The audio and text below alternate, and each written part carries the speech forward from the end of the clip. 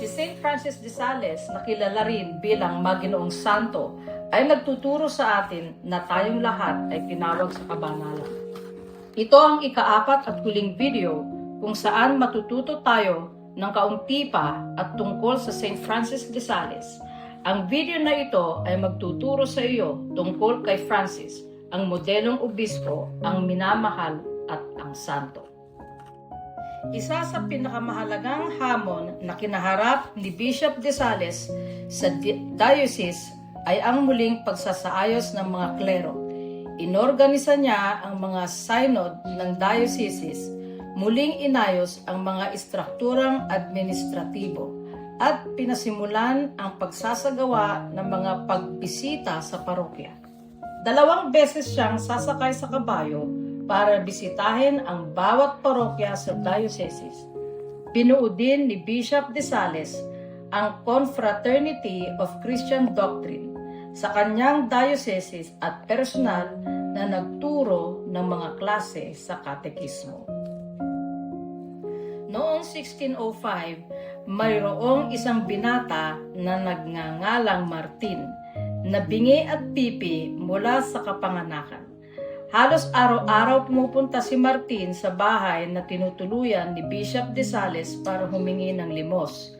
Dahil sa kanyang kapansanan, si Martin na mga 25 taong gulang ay hindi kailanman nakatanggap ng anumang uri ng edukasyon o pagtuturo sa pananampalatayang Katoliko. Ito ay dahil sa panahong iyon, ang karamihan sa mga tao ay nag-iisip na ito ay isang pag-aaksaya ng oras upang turuan sila. Ngayon, alam natin na hindi yun totoo.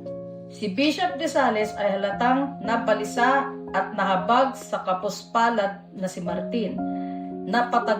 Napagtanto niya na ang Martin ay hindi kailanman makikilala ang Diyos, ang mayamang misteryo ng pananampalataya, at tuluyang ilalayo sa pagtanggap ng mga sakramento ng penitensya at Eucharistia. Matapos isaalang-alang ang sitwasyon ng batang Martin, nag-imbento si Bishop de Sales ng isang uri ng sign language at nagsimulang personal na turuan si Martin tungkol sa pananampalatayang Katoliko. Si Martin ay napakatalino at isang mabuting mag-aaral. Na ituro ni Bishop de Sales si Martin tungkol sa Diyos at sa kanyang pagmamahal sa lahat ng tao. Tinanggap ni Martin ang banal na Eucharistia sa unang pagkakataon noong 1606 at pagkaraan ng 2 taon ay nakumpirma. Sa kalaunan ay kinuha ni Bishop Francis si Martin bilang kanyang hardinero. Si Martin ay taimtim na nanalangin. Sinusuri ang kanyang budhi tuwing gabi. Bago matulog, regular na nagkukumpisal ng kanyang mga kasalanan sa obispo at tinutulungan ng obispo sa panahon ng misa tuwing magagawa niya. Dahil sa kwento ni Martin, kaya si Francis de Sales ay patron din ng mga catechist, the deaf and hearing impaired. Alam mo na ba na marami ring mga himala na inuugnay sa Saint Francis de Sales? Isa sa pinaka-hanga-hanga ay ang pagpapagaling ng isang batang babae. Nakatanggap ng balita si Bishop de Sales tungkol sa pagkamatay ng isang batang babae. Ang babaeng ito ay apo ng kanyang mahal na kaibigan. Ang bishop ay nagsimulang manalangin ng marubdob para sa kanya. Sa mismong oras din nang matanggap ni Bishop de Sales ang balita at nagsimulang magdasal. Iminulat ng batang babae ang kanyang mga mata. Sinabi niya na nakita at narinig niya ang banal na Papa ng Geneva. Ang batang babae ay sumali sa Order of the Visitation.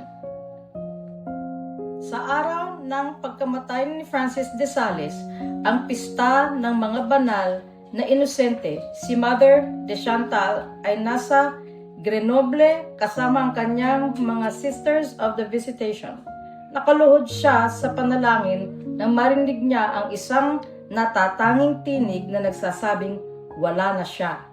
Sa pagpanaw ng kanyang pinakamamahal na tagapagturo, agad na sinimulan ni Mother de Chantal ang gawain sa pagkakaroon ng opisyal na pagkilala sa pagiging santo ng kanyang mahal na kaibigan ng simbahan.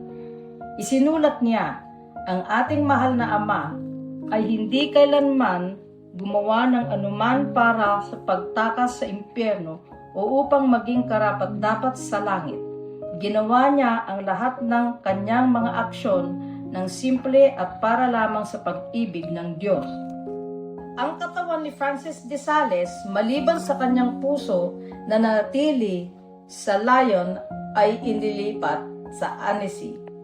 Siya ay inilibing noong Enero 24, 1623 sa simbahan ng Monastery of the Visitation sa Annecy, na itinatag niya kasama si Mother de Chantal na doon din inilibing. Si St. Francis de Sales ay nakakanonize lamang 43 taon pagkatapos ng kanyang kamatayan.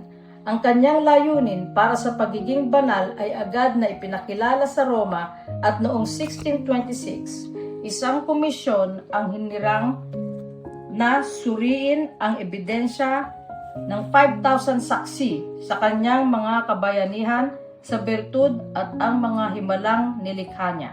Si St. Francis de Sales ay prinsipe, magalang sa lahat.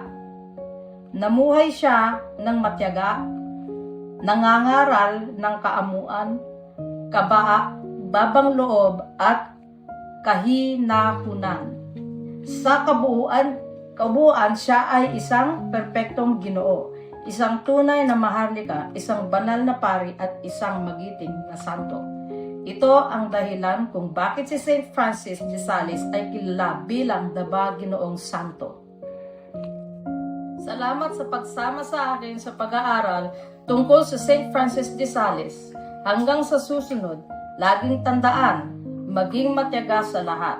Ngunit, higit sa lahat sa iyong sarili, huwag masiraan ng loob sa iyong mga di kasakdalan. Ngunit, laging bumangon ng may sariwang katapangan.